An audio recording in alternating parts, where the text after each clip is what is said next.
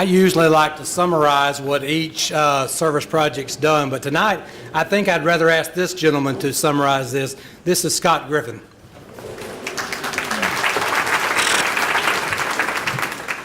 How's everybody doing? Let me start by saying this was incredible. I mean, it truly is. And, you know, I heard some of the students stand up here and say, you know, I only raised this. How are you? I only raised this. I only raised that. You know, we had a little girl that did a lemonade stand, and she lived on a cul-de-sac. And not a whole lot of people go down a road in a cul-de-sac to buy lemonade. And she came to our house, and she had a little envelope, and in the envelope was 3 quarters. 75 cents. She sold 1 cup, and it was to her brother who tried to steal it. And she said, no, you're going to pay 75 cents for that cup. And I looked at her, and her mother was like, I'm sorry, it's only 75 cents. I said, how do you know that that's not the last 75 cents that's going to fund the cure? Think about it like that. What these kids are doing, I don't know that they truly yet understand the impact of what they're doing. I mean, I think they're getting it. But I can tell you from the bottom of my heart and what our family's going through, it means the world to us.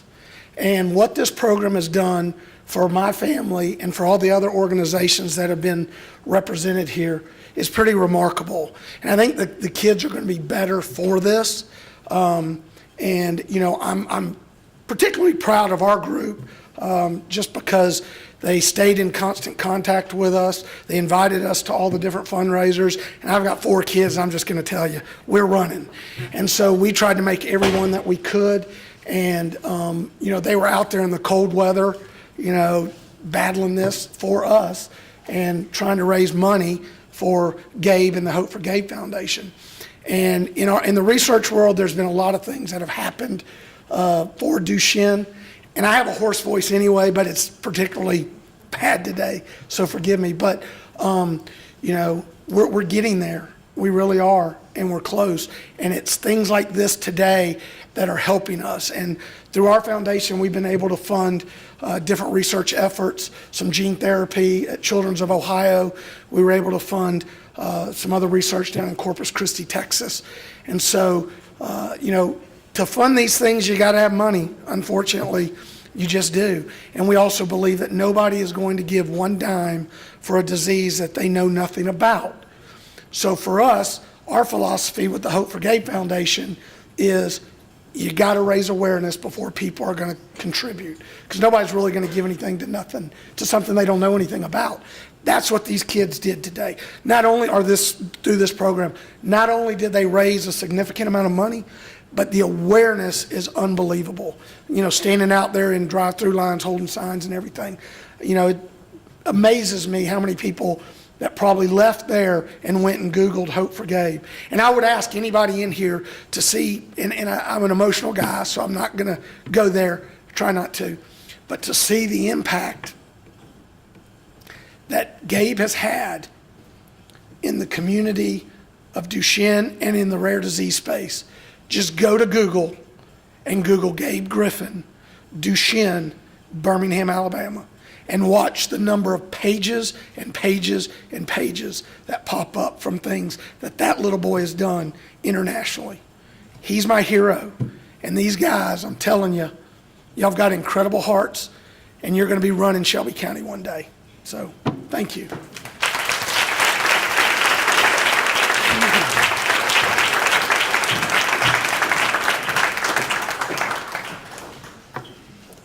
Scott, I agree with you. It's amazing what I've learned about Duchenne, because one of my classmates from Leadership Shelby County, Michael Staley, rode a bicycle all across this country to raise money for Hope for Gabe. And it was very impactful because Michael copied all of his classmates from Leadership Shelby County, asking us for donations, telling us about what he was doing, and it was amazing. We've also been in Montgomery where we've seen Scott and Gabe there pleading their case to our legislatures on the help that we need for that situation. So Group 4, I think you did a phenomenal job. thank you for making an impact not only in the life of Gabe, but in the life of others. Can I add one more thing? You sure may. He brought up Michael Staley. For those of you who don't know who Michael Staley is, he was the chief of staff for U.S. Congressman Spencer Backus. I met him in Washington, D.C., fighting the FDA for faster drug approvals for Gabe. He lived about a mile from me the way the crow flies, and I'd never met him in my life. I met him in D.C., and he's now like my brother. I was the best man in his wedding. Gabe was the best man in his wedding also. And to this day, Michael Staley says this was the greatest experience that he had when he was coming up through Shelby County. So you guys keep that in mind. He played a pretty big role in D.C., being a chief of staff, and he looks back and says, this played a significant role in developing him. So I just wanted to add that. I wasn't going to mention it, but now that you brought it up, so I went ahead and did. So this is a great thing that you guys were accepted to this. So don't take it lightly. Thank you. I'm not coming back. And for the record, I was by Gabe, and I think Dairy Queen got the big thumbs up from him when we went through the restaurant, so obviously that's a great place as far as Gabe's concerned. At this point, we're going to turn the floor over to our last group of the night, Group 3.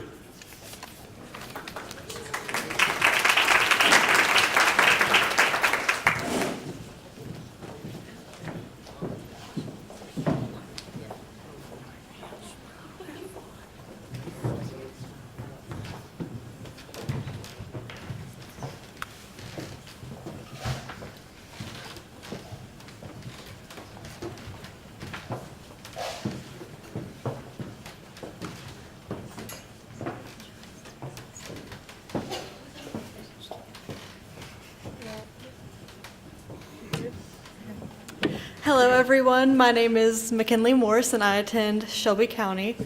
Not only did I have the honor of getting accepted into this wonderful program, but I also had the honor of being one of the co-leaders of Group 3.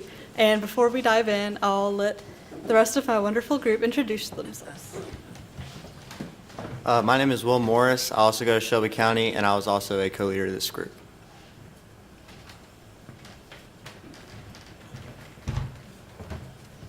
Howdy, I'm Travis Thompson.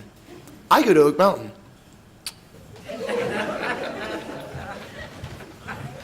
I'm Austin Latch, and I go to Helena High School.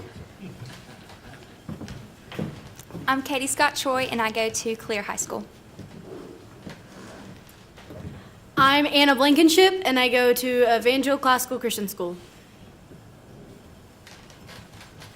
I'm Anna Claire Giffen, and I go to Byron Christian School. I'm Mary Frances Shannon, and I go to Westminster School at Oak Mountain. Hey, I'm Trudy Benson, and I go to Montevallo High School. So when our group first met, it was clear that we wanted to do something targeting kids with special needs. We didn't necessarily know what that was, but through our brainstorming, we decided that we wanted to create a parents' night out for parents who have kids with special needs. We wanted to create something where they could leave their kids, spend a few hours without having to worry and take care of them while providing entertainment and games and stuff for the kids there. We ran into some liability issues with that though, which we were really disappointed in because we just really felt so strongly about that. So we then turned our focus to assisting the Special Olympics of Shelby County.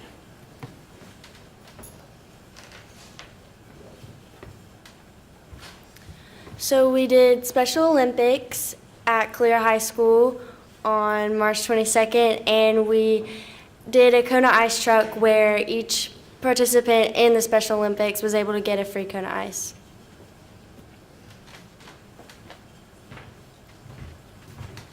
Some of the things we did there, it says the softball toss, like we each split up into different events. We had like a long jump, and probably the highlight of that was seeing all the kids just with a big smile on their face and enjoying the Special Olympics. The Special Olympics impacted us differently and in different ways. I personally have never really had an opportunity to be around special needs kids. So this gave me the opportunity to, really see what they're like. And these kids were so sweet and caring, and I'm very grateful to have the opportunity to be around people like this and to give back to my community in this way.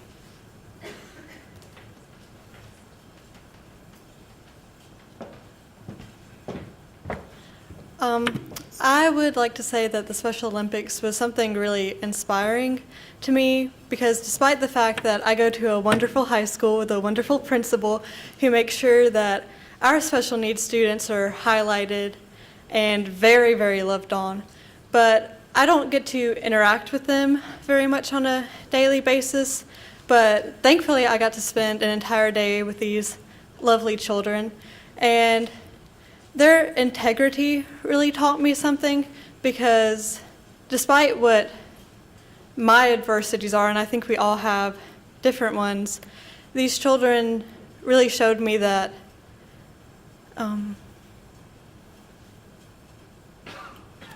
my bad, sorry.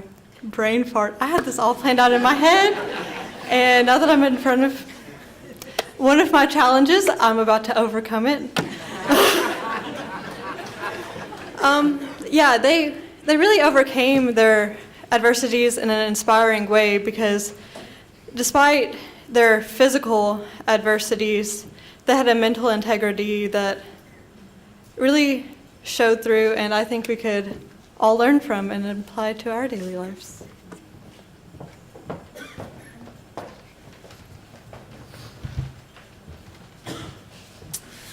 How am I going to do this? Okay. Well, let's see. We admittedly take for granted a lot of things. And when I was working here and I always saw these kids doing events like running and jumping and throwing a ball, I mean, they had the greatest joy in their face. I mean, they were so happy. And I was like, oh, dang, Travis, you are a selfish son of a gun because you can't appreciate the same things that these kids appreciate. And to me, that struck me to my core. And I don't think I'm the same person after that. So sorry. I attend Clear High School, so going down to the football field where I, go during football season every Friday, it's a different feel from when you're cheering on your football team and you only have your classmates there and the parents and students in your city to walk down there and see students and teachers and faculty from all over the community, every school in Shelby County, to come and cheer on these students. And my favorite part was, all right, so I was working the softball toss, and my job was to sit in the chair and write down how far they threw it. And so I got to have, one-on-one experiences. I mean, they all did too, but with the parents and the student right there. And my favorite part was seeing the joy in those parents' eyes and how prideful they were in their child as they, threw that ball as hard as they could. And if they didn't throw it far, they gave it right back to them. They're like, no, you can do it. Come on, one more. And so that was my favorite part because, I see my mom at, all my events and all my soccer games and how much she cheers me on. So I loved seeing these parents and how prideful they were in their kids. As I mentioned before, we had originally wanted to create an idea of our own that we wanted to execute, but we ran into those issues. Luckily, we were able to find an organization that did exactly what we aimed to do to start with. So I have a video that I'm going to play, and it kind of explains what the program is.